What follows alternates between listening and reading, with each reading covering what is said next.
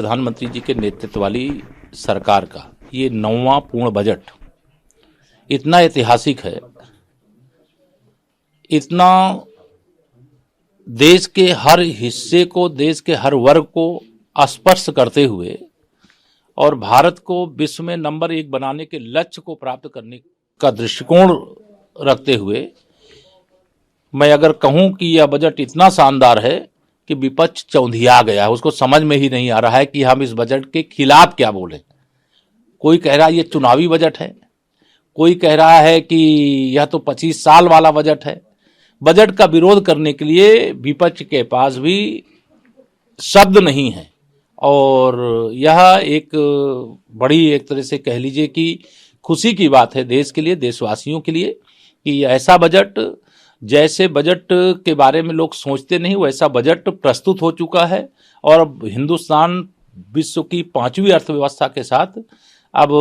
जो एक लंबी छलांग लगाने का एक लक्ष्य है उसको प्राप्त करने में सफल होंगे। हमारे युवाओं के उज्जवल भविष्य के लिए, किसानों के उज्जवल भविष्य के लिए, महिलाओं के सशक्तिकरण के लिए, बुजुर्गों के सम्मान के लिए, विशेष तौर से देश के अंदर ग्रीन एनर्जी चाहे किसी भी क्षेत्र की हो, इसके लिए हाइड्रोजन का हब भारत बन जाए, इसके लिए या बजट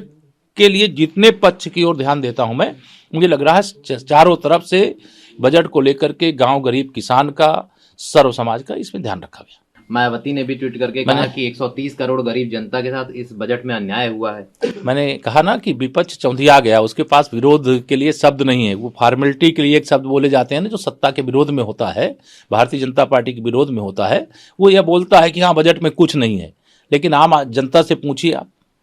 जो बजट की बारीकियों को समझते हैं उनसे पूछिए, जो अर्थशास्त्री हैं उनसे पूछिए, वह सब एक तरफ से, चारों तरफ एक ही आवाज आज निकल रही है कि आत्मनिर्भर भारत, आत्मनिर्भर प्रदेश, आत्मनिर्भर नगर, आत्मनिर्भर गांव कैसे बन सकते, इस दिशा में बढ़ा हुआ एक बहुत शानदार कदम है। सर, मनरेगा को लेकर भी कल सवाल खड़े हुए हैं। कहा गया कि स्वामी प्रसाद मौर्य ने कहा कि 33% मनरेगा की राशि घटाई गई है, जिससे आम जो गरीब जनता है, जो गाँव की जनता, उनको बड़ी परेशानी। आप चिंता मत करो, गांव, गरीब, किसान की चिंता भारतीय जनता पार्टी कर रही है और 3.5 लाख गरीबों को प्रधानमंत्री आवास के साथ शौचालय, शौचालय के साथ गैस सिलेंडर, बिजली का कनेक्शन, 5 लाख तक का इलाज कराने का आयुष्मान कार्ड और पिछले कोरोना काल से लेकर के अभी 2024 तक के लिए लगातार प्रधानमंत्री गरीब कल्याण अन्न योजना से राशन उपलब्ध कराने का काम चल रहा है। फ्री वैक्सीन लगा करके कोरोना के संकट से सुरक्षा कवच प्रदान करने का काम। इसलिए मैंने कहा ना, ये मुद्दा विहीन है, इनको कुछ मालूम नहीं कहाँ से क्या निकाल करके बोलना और कहाँ नहीं बोलना, और जो बयान देने के पीछे कोई अध्ययन नहीं। सर, समाजवादी पार्टी के बाहर नारी, इसमें साफ साफ लिखा गया है कि नारियों का अपमान किया गया है और हम शूद्र हैं। वही ट्वीट आज स्वामी प्रसाद मौर्य ने भी कर दिया कि गांधी जी की अपमान किया गया, उसी तरह से आज नारियों और देखिए शूद्रों का अपमान किया जा रहा है। हिंदुस्तान एक ऐसा देश है जहां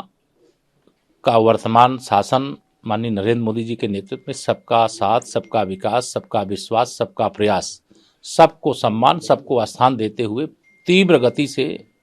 प्रगति के उस शिखर की ओर बढ़ रहा है जहां पहुंचने के लिए जो हमसे शत्रुता रखने वाले पड़ोसी देश हैं, चाहे वह हमसे आबादी में कम वाले हों, चाहे आबादी में ज़्यादा वाले हों, वो सब अंदर से घबराए हुए। तो जब वर्तमान की सरकार, वर्तमान का नेतृत्व, वर्तमान का कार्य इस प्रकार के विषय जो निकालते हैं वो सब मुद्दा विहीन लोग हैं। ना उनको महिलाओं की चिंता है, ना उनको नौजवानों की चिंता है, ना किसानों की चिंता है, जिस विषय का कोई औचित्य नहीं है। श्री रामचरितमानस जैसे ग्रंथ जिसकी पूरा हिंदू समाज पूजा करता है, जिन रामलला के दर्शन के लिए पूरा देश उमड़ करके अयोध्या पहुंच रहा है, जिस श्री राम जन्मभूमि आंदोलन के लिए लाखों लोगों ने मंदिर निर्माण के लिए अपना बलिदान दिया है, उसमें से कुछ ऐसी चौपाइयां निकाल करके और इस प्रकार से विवाद खड़ा करना और समाजवादी पार्टी के मुखिया श्री अखिलेश यादव जी के इशारे पर सब कुछ करना, मैं समझता हूं कि इसके लिए उत्तर प्रदेश ही के बाहर इनकी कहीं हैसियत नहीं है, लेकिन उत्तर प्रदेश की जनता इनको इतनी कड़ी सजा सुनाएगी कि जब जनता के अदालत में जाएंगे तब इनको पता चलेगा। सर, अंतिम सवाल, बात जब सबकी हो रही है तो राहुल गांधी की भी हुई। राहुल गांधी ने कहा इस बजट में पूरा असमानता है, 1% लोगों के पास 40% संपत्ति ये है। सच बात है। देखिए, श्री राहुल गांधी जी का जो मंसूबा था कि शायद 10 साल बाद 15 साल बाद हमें कोई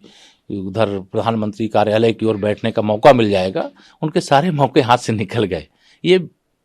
तिलमिलाहट है, चाहे वह श्री राहुल गांधी जी की हो, चाहे श्री अखिलेश यादव जी की हो,